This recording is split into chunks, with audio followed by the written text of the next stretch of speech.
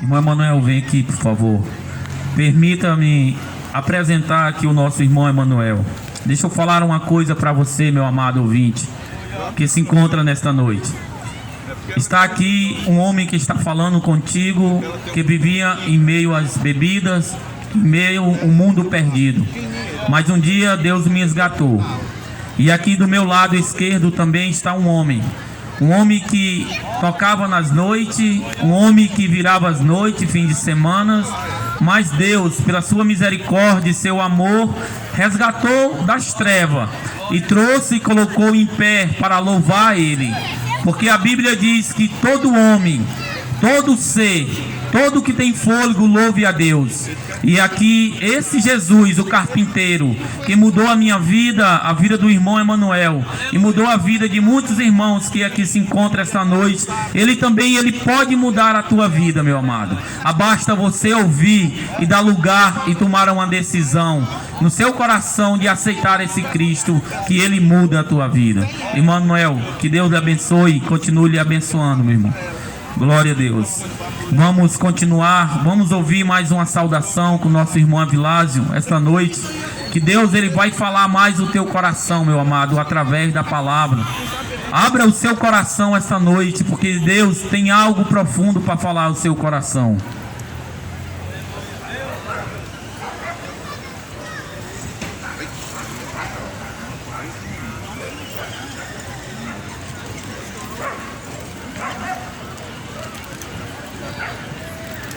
Glória a Deus. Glória a Deus. Eu vos saúdo a todos esta noite com muita alegria, na santa e gloriosa paz do nosso Senhor e Salvador Jesus Cristo. Aos amados ouvintes que estão aí no seu trabalho e os que estão aqui já ouvindo a palavra, Deus esta noite tem falado de forma graciosa aos nossos corações. Estamos aqui com essa incumbência de trazer a palavra, de trazer o esclarecimento ao coração da humanidade a respeito do grande amor desse Deus. Como já foi cantado, já foi louvado e já foi pregado esta noite, que Deus, Ele nos amou de tal maneira que enviou o seu Filho unigênito, para que todo aquele que nele crer não pereça, mas tenha vida eterna. Esse é o grande propósito de Deus. A Bíblia diz, a palavra de Deus diz, que é o desejo do coração de Deus, que todos os homens venham ao pleno conhecimento da verdade, para que se arrependam e se salvem. Porque a palavra de Deus também diz, em Ezequiel no capítulo 18, que Deus não se agrada na morte do ímpio. Deus não se agrada na morte, no sofrimento, na dor de ninguém.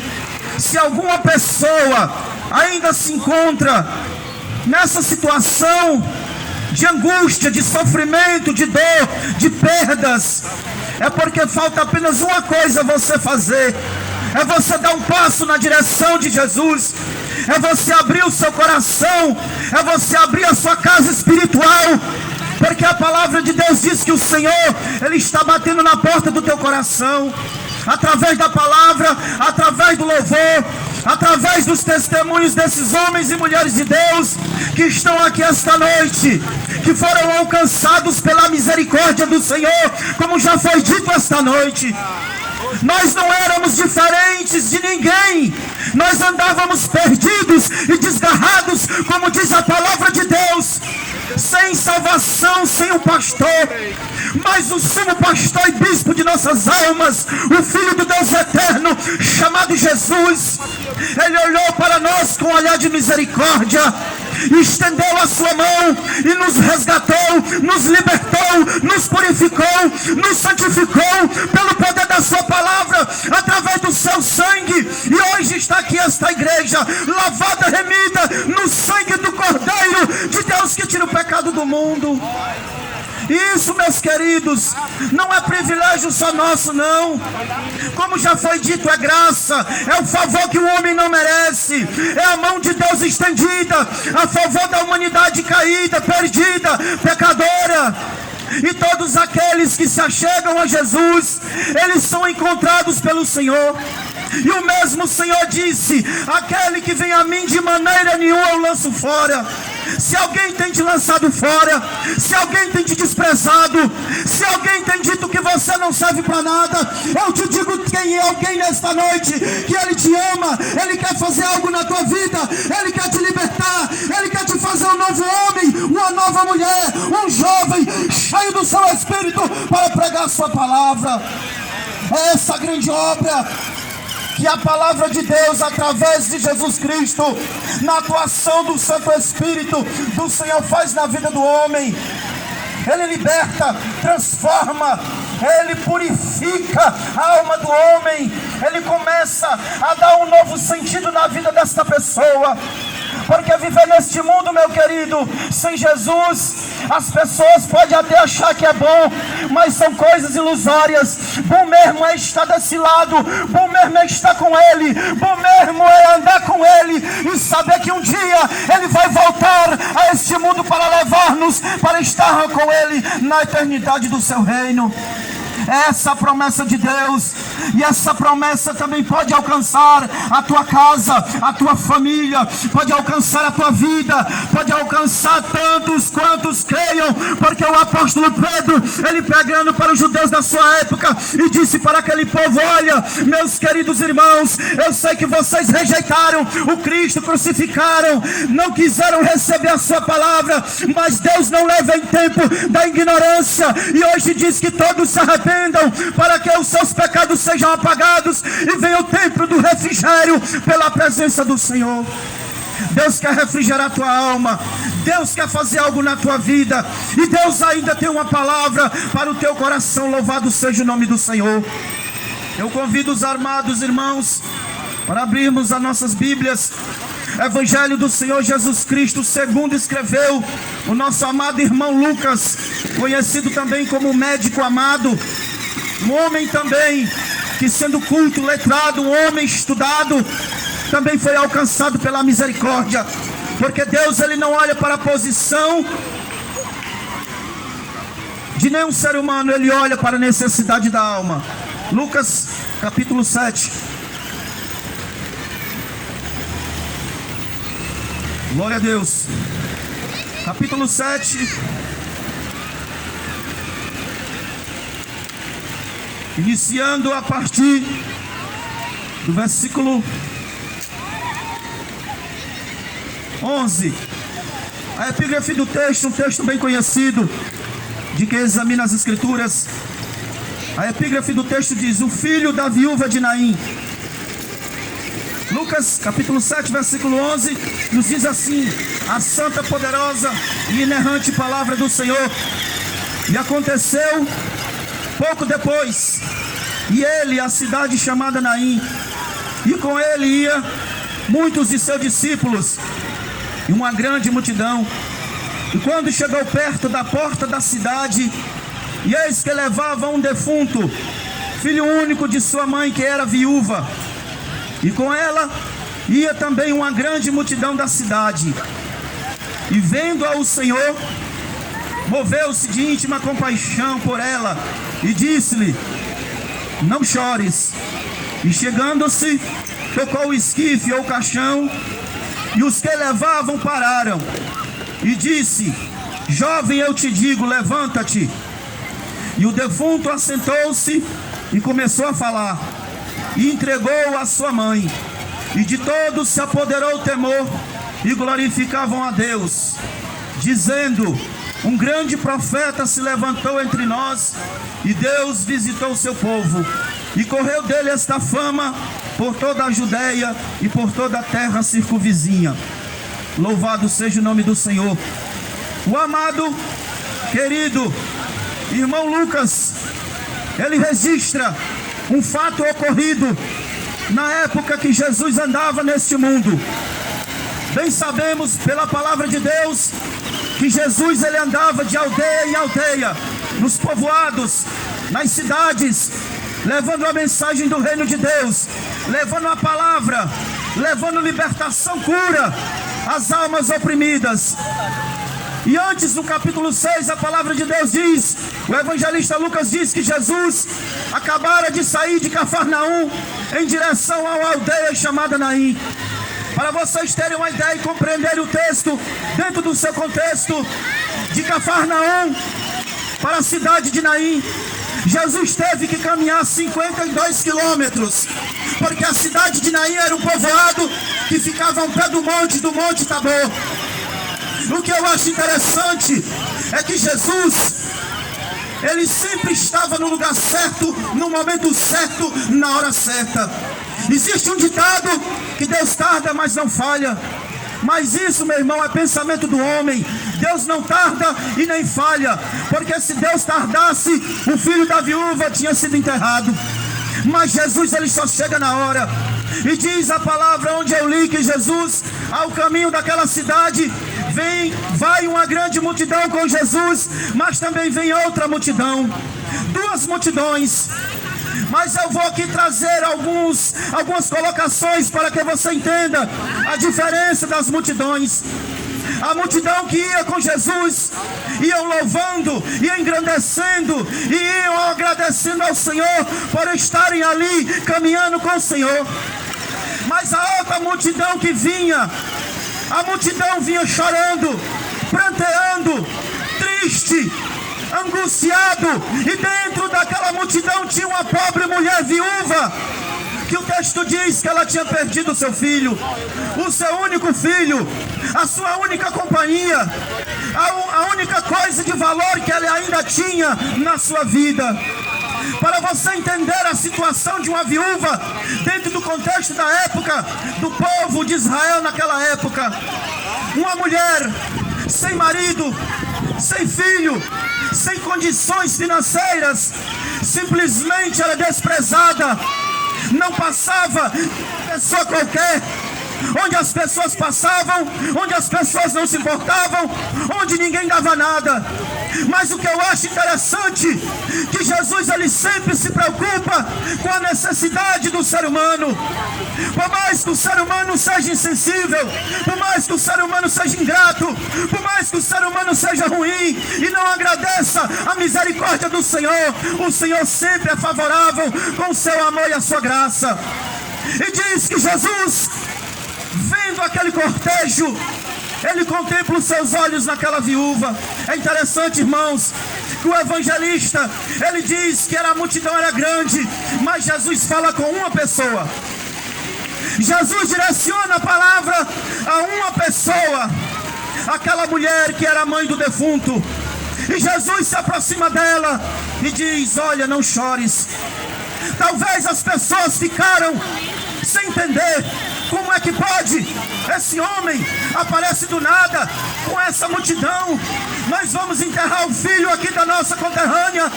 Ela está chorosa, triste, porque deveras, quem não fica triste perdendo um filho, quem é mãe, quem é pai sabe o apego, o amor, o carinho de um ser, de uma pessoa que foi gerada no seu ventre, que você cuidou, amou, zelou, e agora você vê ele ser tirado das suas mãos, sendo seu único filho, e você ficando sozinha.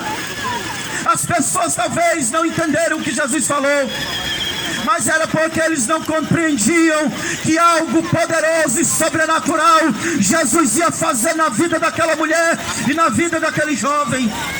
Talvez as esperanças daquela mulher já tivessem se esvaído, porque quem poderia dar vida a um defunto? Quem poderia dar vida a um morto? Quem poderia fazer algo por ela? Ninguém.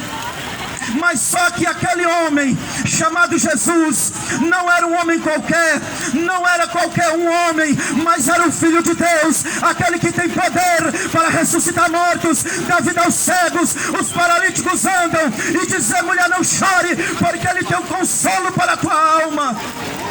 Aquela mulher estava triste, estava angustiada, mas Jesus ia fazer algo que nem ela mesma esperava. Jesus se direciona a ela e diz: olha, mulher, não chore.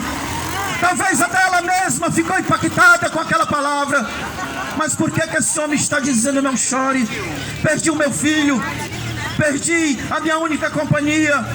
E para você entender também a situação daquela pobre viúva a partir da morte do seu filho, uma mulher, seja jovem ou senhora ou idosa, dentro do contexto do povo de Israel, As mulheres não poderiam trabalhar.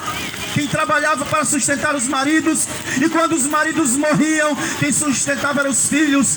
Tudo indica, o texto não fala, mas dentro do contexto da cultura judaica, tudo indica que aquele jovem, além de ser a companhia, além de ser o filho, era um homem da casa que sustentava a sua mãe e a sua própria vida. Mas aquela mulher tinha perdido tudo, já não tinha mais esperança, o seu filho ia ser enterrado. Mas Deus, meus queridos, Ele sempre tem um propósito surpreendente na vida do homem. Muitas vezes nós não entendemos as situações que nós passamos. Muitas vezes, diz a palavra de Deus, algo acontece na nossa vida para que nós possamos entender que não é a nossa força, não é a nossa inteligência, não é o nosso dinheiro, não é a nossa posição, não é a nossa religião que pode mudar a situação, mas somente o poder de Deus. Somente o poder de Deus é capaz de mudar a história da nossa vida, de mudar situações que o homem natural não pode fazer e não pode mudar. Mas Jesus, Ele não é um homem natural. Jesus é o Filho de Deus. Jesus é o próprio Deus encarnado, porque a palavra diz: eis que o Verbo se fez carne e habitou entre os homens. A palavra diz, Isaías 7,14, e eis que Ele será chamado Emanuel, o Deus conosco, o Deus com os homens, o Deus que caminha com os homens, o Deus que dá vida aos homens, o Deus que restaura a vida dos homens. E Jesus ia fazer algo poderoso na vida daquele jovem. A palavra diz que ele se direciona à mãe e diz: não chore. Depois ele se direciona ao caixão, ou àqueles que levavam o caixão. Aí Jesus faz o inesperado. Jesus chega perto daquele defunto e diz: olha, jovem, a ti eu te digo, levanta-te. E o texto diz que o jovem sentou no caixão, ele se levantou e Jesus restaurou ele a sua mãe. Aí você agora pode entender que aquela mulher que doravante era triste, que era angustiada, que não tinha esperança, a alegria voltou ao seu coração, a esperança voltou ao seu coração, porque a palavra daquele homem chamado Jesus mudou a situação da história da vida dela. Louvado seja o nome do Senhor. Aquela mulher, simplesmente, se o seu filho tivesse sido enterrado, aquela mulher simplesmente, a história da sua vida ia ser apagada. Como eu já falei, ela não ia ser mais lembrada simplesmente como uma viúva qualquer. Ia simplesmente ser mais uma na estatística da sociedade judaica. Mas a partir daquele momento, a situação da vida daquela mulher mudaria de forma tão tremenda que as pessoas não considerariam mais ela uma mulher triste, uma mulher angustiada, mas uma mulher alegre, uma mulher feliz, uma mulher agraciada, porque o Filho de Deus fez um milagre na vida dela, e aquilo jamais seria esquecido por todas aquelas pessoas que estavam vendo. Aquele milagre ficaria na mente do povo por muitos anos, e por não dizer até hoje, porque hoje nós estamos lendo aqui na palavra. Aconteceu há mais de 2000 anos, mas o evangelista Lucas registrou, e nós temos conhecimento hoje, e você está tendo conhecimento aí hoje na sua casa. Eu quero dizer para você, meu querido, talvez você está vivendo uma situação como essa pobre viúva, não que está perdendo um filho ou perdendo alguém, ou até mesmo que perdeu, mas se alguma coisa que você perdeu na sua vida, seja a tua paz, seja a tua alegria, seja a tua vontade de viver, Satanás tem dito: olha, eu vou riscar da face da terra a tua história, tu não serve para nada, eu vou te enterrar no vício da droga, da prostituição, tu vai ser um bandido, tu vai ser um ladrão, eu vou acabar contigo. Mas eu quero dizer uma coisa para você: Deus é que dá a última palavra na vida do homem quando ele se aproxima dele. Pode o inimigo dizer o que quiser, pode o inimigo falar o que falar. Talvez as pessoas tenham dito isso aos teus ouvidos: olha, tu não presta para nada, tu é um desgraçado, tu é um embriagado, tu é um drogado, tu é uma meretriz, uma mulher da vida. Eu quero te dizer uma coisa, que você não deve dar ouvidos à voz do diabo, você tem que dar ouvidos à voz de Deus. Porque por mais que o homem te despreze, por mais que o diabo diga que você não presta, Jesus esta noite, Ele está dizendo que Ele te ama, e Ele tem um propósito na sua vida e Ele pode ressuscitar a tua história. A história daquela mulher ia ser apagada. É como eu falei, se aquele jovem tivesse sido enterrado, ela não passaria de mais uma viúva, porque tinha várias viúvas, mas ninguém ligava para elas, ninguém dava assistência a elas, ninguém chegava com a palavra de consolo para nenhuma. Mas existe um Deus, existe um Criador, que diz na sua palavra, Deuteronômio 26:12, o Senhor Deus de Israel é Deus que consola, que sustenta, que ampara órfãos e viúvas, abandonados, rejeitados. Esse Deus que criou o homem, Ele nunca rejeitou o homem. Se o homem hoje continua vivendo numa vida de escravidão, de pecado, numa vida em que o inimigo tem sucumbido a tua alma, é porque você está permitindo isso. Porque a partir do momento que você olha para o céu, que você está ouvindo a palavra, e a palavra de Deus diz, Romanos 10:17, e eis que a fé vem por ouvir, e ouvir a palavra de Deus. Mas que fé é essa?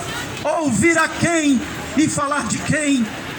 É desse Jesus que nós estamos falando, é dessa fé sobrenatural, que tira o homem do lamaçal de pecado, que tira o homem da escravidão do mundo, que tira o homem das garras de Satanás, e faz um homem limpo, novo, restaurado, uma mulher purificada, através do poder de Deus, mediante a fé no sacrifício de Jesus Cristo. É essa fé que nós temos em nós, é essa fé que o Senhor quer que todo ser humano tenha dentro do seu coração. Não é uma fé material. As pessoas dizem, muitas vezes querem tocar em alguma coisa para ter fé, mas a palavra de Deus diz que nós temos que crer para ver. Carta aos Hebreus, capítulo 11, versículo 1 diz que a fé é o firme fundamento das coisas que se esperam e a certeza das coisas que não se veem. Nós não vemos, mas nós sabemos que pode acontecer. Nós não tocamos, mas nós sabemos que existe um Deus que pode realizar. Então, se há alguma coisa na tua vida que ainda tem te impedido de se chegar na presença de Deus, hoje eu te digo, Jesus, Ele está ministrando vida no teu coração, vida na tua alma, vida na tua família, vida no teu casamento, vida de comunhão, vida de unidade com os teus filhos. Porque hoje o maior problema da sociedade é os relacionamentos. Não existe mais relacionamento entre os familiares, entre pais e filhos e vice-versa.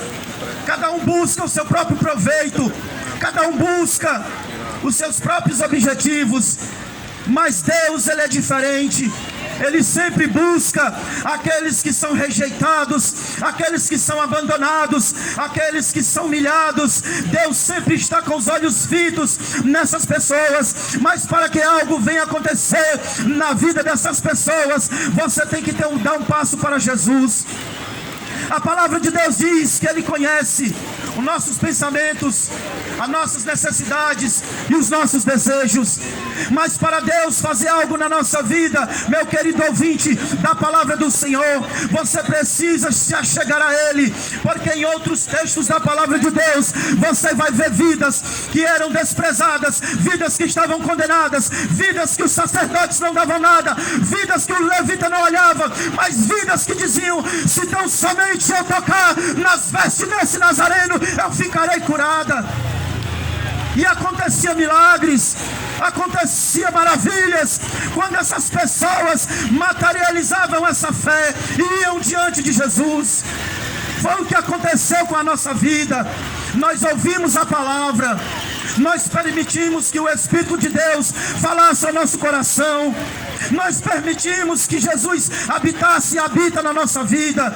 E hoje nós temos aqui, louvado seja o nome do Senhor, nós vemos na nossa vida o manifestar do poder da glória de Deus. São homens restaurados, mulheres restauradas, filhos restaurados, famílias restauradas, casamentos restaurados, sociedade restaurada, quando abre o coração e permite que Jesus seja o centro da tua vida. Aquela mulher, ela não tinha mais nenhuma esperança, mas Jesus é o Deus que faz a esperança brotar onde os homens dizem que não há esperança. Jesus chegou para aquela mulher e disse: mulher, não chores, porque eu sou Deus que muda as situações, que mudo as adversidades, mudo as estações, as épocas, segundo a eficácia do meu poder, e faço tudo o que me apraz, segundo a minha misericórdia, para com aqueles que vêm até a mim. Louvado seja o nome do Senhor.